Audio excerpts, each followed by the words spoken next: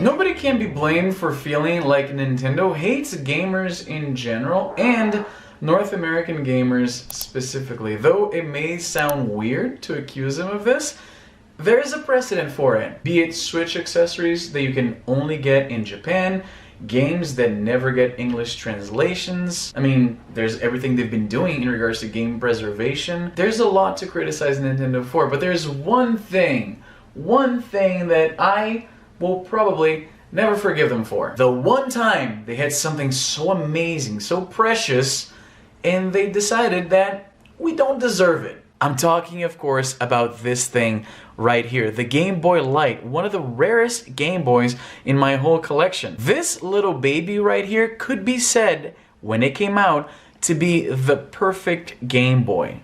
But is it? The Game Boy Light came out exclusively in Japan in 1998, and it was effectively a Game Boy Pocket, the first Game Boy revision. Now, you can see here that it's a little bit bigger than the Game Boy Pocket. It's worth noting that the original Game Boy, the DMG, this brick of a thing right here, was not exactly very pocket friendly. The Game Boy Pocket was a step in the right direction, though it still maintained a lot of the same problems that the original Game Boy had, primarily the screen. The Game Boy screen was notoriously inferior to that of its competitors. It was black and white, low refresh, and most importantly, no backlight. This created situations that, though pretty typical of what I would call the Game Boy experience, say waiting for your dad to drive by the next street light so you can actually see what's happening on the screen, it's a quintessential part of being a Game Boy gamer.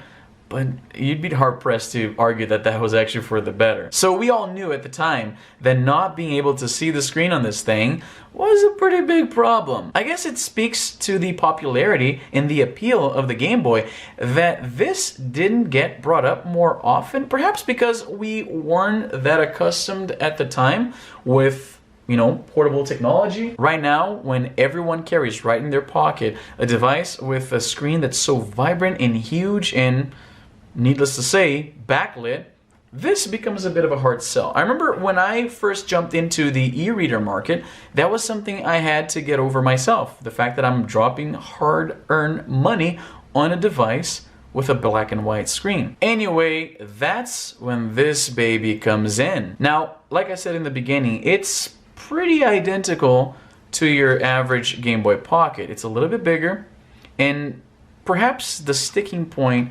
is this right here. The Game Boy Light has a bit of, let's say, junk in the trunk, whereas the Game Boy Pocket can lie flat on a surface like this. This is, of course, to accommodate the different batteries that they both use. Whereas the regular Game Boy Pocket works on AAA batteries, the Game Boy Light requires AA's, which stick out of the frame of the console just slightly, requiring a bit of a bump that is not dissimilar to the one found in the back of the Game Boy Color, which, strangely, came out after the Game Boy Light, has color, but no backlight. It seems like Nintendo decided that people could do without the light, but not colors. Go figure. You'll notice that the Game Boy Light has 3 positions on its on and off switch here. With the original Game Boy, you got just the 2, on and off, as you can see here. And the same happens with the Game Boy Pocket, on and off. That's the only 2 you get. With the Game Boy Light, you get 3, on, off, and light. So you can turn it on and have the backlight. Oh, probably need a game. Let's see. It's funny that I've mentioned many times before that the Game Boy is a weird device in that it's probably the worst device to play that library on. When I'm playing Game Boy games, and I do that literally every day, I usually go with the PSP Go or maybe the GPD XD because I have a bunch of saves in there already. Playing Game Boy games on actual hardware is not my preferred way of playing, and I have excellent modded Game Boys, which are not here for some reason. It's hard to see on the camera here, but I have modded Game Boys that have far superior screens. Their backlight is far more vibrant, and they have been modified so that the contrast is a little bit sharper. Again, on camera, it's very hard to see this. Let me try it with this one here. It's a little tricky. The kind of backlight that they use on this just does not show up in videos so great, but trust me, in real life, this is amazing. My point is that playing Game Boy games on original hardware is not a great experience. If you have something like this, that's great, but playing them on a regular Game Boy is not the best, which makes it a little bit ironic that it's... I've been collecting, this is like half of my collection. This is the ones that I could find right now. I've been collecting so many Game Boy games.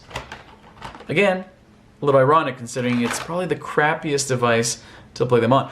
And again, I have the excuse that I have modded Game Boys, but the people in the community who collect these games and play them on stock Game Boys, you have my admiration. Because even as a Game Boy fanatic, I can't do that. This is kind of funny because I actually have more Game Boy games than I have Nintendo Switch games. Physicals, anyway. By the way, I mentioned this little case in a previous video, but I forgot to include a link where you can buy your own Pokedex Switch cartridge holder. So the link for this is going to be down in the description. Anyway, let's get back to the Game Boy Light here for a second. I'm going to turn it on. Let's grab, how about Super Mario Land 2? It's a good one. As I was saying before, you can flick the switch one position, the Game Boy Light is on, but the backlight is not. If you go one more, the light comes on, and it's very, very subtle. I'm going to turn off my lights here in the studio just so you can see what it looks like on camera.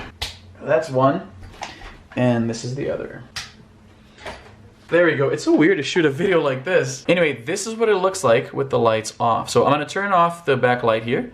So that's the regular Game Boy experience right there.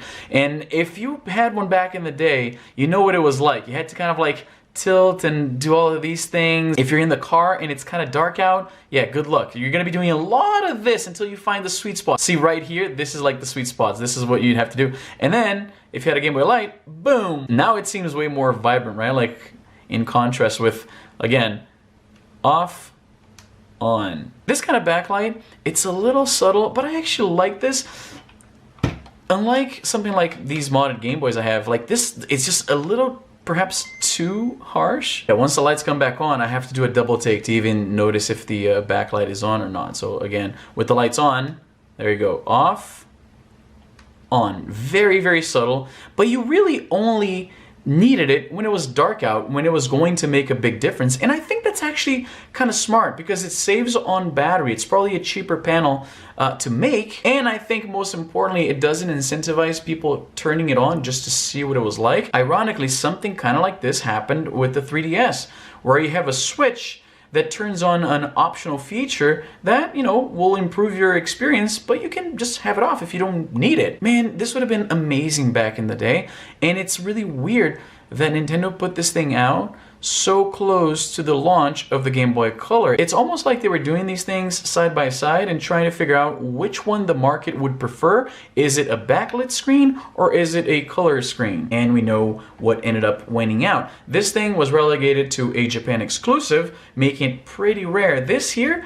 in all my years of collecting Game Boys, was the very first Game Boy Light I ever laid my eyes on. So I had to have it. I couldn't pass this up. Though I will say the screen has a bit of ghosting, which is expected for screens back then, especially the Game Boy screen. And it's just flat out not my favorite Game Boy to play on because of that, but only because I have been spoiled by things like my modded Game Boys. Like I said, though the brightness here might be overpowering for my camera, in real life, it looks great. This, however, is something that I'm really proud to have in my collection. If you are in the Game Boy collecting circles, you will find that this is usually the last one people will end up buying because it's hard to find and it can be pretty pricey. I picked this up back in the day, I want to say close to 10 years ago, for about $250 Canadian. Oh, I didn't see that. It's worth noting that because the Game Boy Light was never a popular Game Boy model outside of Japan, and I would even say not even in Japan because these are hard to find. If it had sold like hotcakes in Japan, this probably wouldn't be that expensive. There was a whole cottage industry of accessories that would make the Game Boy screen a little bit easier to see. I have this thing right here. This is one of many aftermarket solutions. Basically, did I break it somehow? It was working yesterday. So that's what it looked like. It's a little flip lens here. This magnifies the screen, so things become a little bit bigger, a little bit easier to see, but it makes your Game Boy, which was already not really pocket friendly, it makes it a little unwieldy. But that's what we had. You also had worm lights that would connect to the side here. So there were some solutions. I wonder if Nintendo just thought, you know what? They have those, they're good. We don't need to release this thing outside of Japan. Which again, going back to the beginning, was just one of many ways Nintendo gave all non-Japanese gamers the finger. This thing would have been perfect if it came out instead of the Game Boy Pocket. As it stands right now, it's so hard to find, so expensive. The only value in having this is because it's part of the Game Boy history. For most people, you're fine with just a modded backlit Game Boy, or even better, emulating, because it's not like Nintendo cares about game preservation that much. So while I prefer to own my games, I don't really blame anybody for going a different route. But what do you think? Have you ever seen this thing before? A lot of people, when I post pictures on my social media, which by the way, you should follow me there, Instagram and Twitter. I'm very active on both, and I post a lot of behind the scenes stuff there, so if you enjoy this kind of stuff, you're gonna like it there. Every time I post a picture of this thing, every single time in the comments, people will say, I didn't even know this thing existed, which I think goes to show how obscure this little thing is. I love having it, but I don't play with it that often. I will say though, I'm never selling this thing. When I die, all of these are getting buried with me like a pharaoh. I'm taking these to the afterlife. Anyway, what do you think? Let me know in the comments down below. As always, subscribe, hit the bell, all those things. You know what to do. I don't have to remind you of this. But that's all the time I have for today. I'm Izzy, and I'm done.